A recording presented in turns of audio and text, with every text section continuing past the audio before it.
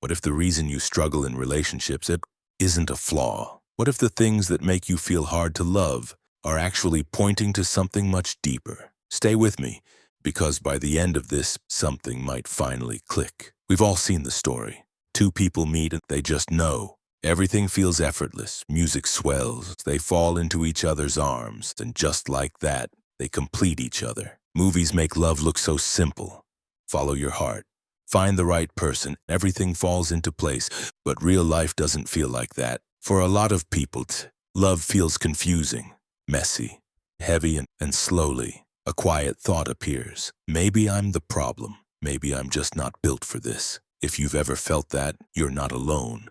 Because feeling hard to love usually has nothing to do with being broken. It has everything to do with trying to live up to an idea that was never real to begin with. You meet someone, you like them, but instead of rushing in, your mind kicks in. Quietly, you start asking questions. Does this make sense long term?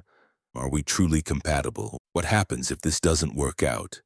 From the outside, that can look a lot like coldness. Your partner starts to wonder, do you even care? Are you even interested? But here's what's really happening. You care so much that you don't want to rush.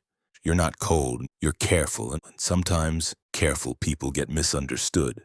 Because logic and love don't always speak the same language. When you lead with your head before your heart, it takes time for people to understand that your caution is actually a form of commitment. Some people genuinely don't need a relationship to feel whole. They've built their own life, their own routines, and their own stability. They feel okay on their own.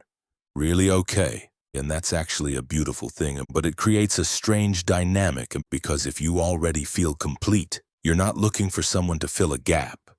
You're looking for someone who genuinely adds to your life, someone who supports your growth, someone who meets your standards. And those standards are high, not because you're arrogant, but because you know what you're worth. Then you'd honestly rather be alone than settle for someone who pulls you down.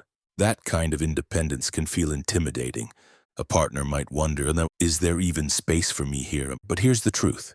When someone like you does choose to let a person in, it means everything. Because they chose you, not out of loneliness and not out of habit, out of something real. Now let's talk about a completely different kind of person. Imagine walking into a room and immediately picking up on everyone's energy. Your partner is stressed about something at work. They haven't said a word, but you already feel it. It's sitting in your chest like it's yours. That's what life is like for highly sensitive people. They absorb emotions, not metaphorically. Literally, their nervous system picks up on tiny shifts, a change in tone, a subtle look, a quiet sigh across the dinner table, a text reply that felt just a little too short. For most people, those things pass by unnoticed. For a sensitive person, those things spark an entire internal conversation. And while that kind of deep attunement can make them incredibly loving partners, it comes with a cost. Because when you notice everything affects you. Here's something that goes hand in hand with that. Sensitive people need a lot of alone time. Not because they don't love you, not because they're pulling away, but because the world is loud for them. Socializing takes energy. Even being around someone they love deeply can be draining after a while. They need quiet, they need space, they need time to come back to themselves, and then to a partner, that can feel like rejection. Like you're not a priority, but there's something else. Because sensitive people hate conflict so much. They often don't speak up when something bothers them. They'll say, I'm fine, when they're not. They'll go along with plans they don't want. They'll swallow their real feelings because they'd rather keep the peace than cause a scene. And over time, things build beneath the surface. The partner thinks everything is okay, but it's not. And when it finally comes out, it surprises everyone, even them. Here's something I think a lot of people need to hear. When you're single, it's very easy to believe you're easy to love. Think about it. Your friends are happy to see you. Your family just wants to have a good time with you. Nobody's around to see your bad moods. Nobody witnesses your weird habits. Nobody knows about the passive aggressiveness that shows up when you're tired and overwhelmed. Being single is basically life on easy mode when it comes to showing your best self, because the version of you that the world sees when you're alone is a carefully curated highlight reel. The full picture only comes out when someone gets close enough to see all of it. That's why real intimacy can feel like such a shock, because when someone truly gets close to you, when you start sharing space and sharing time, and sharing the small, unglamorous details of daily life, they start to see things you didn't even know were there. They become a mirror, and mirrors don't lie. They reflect back the things you've always been able to ignore when you were on your own. The emotional baggage you haven't dealt with, the jealousy you didn't think you had, the habits that seem harmless alone, but great on someone else every single day.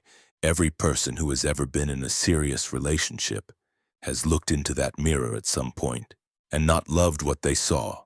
Everyone, and not just you, not just the people who feel difficult to love, everyone. Because the truth is, we are all difficult to love, every last one of us. We all carry things we haven't fully dealt with, patterns we're still working through, edges that are still rough. Seeing yourself clearly isn't failure, it's awareness.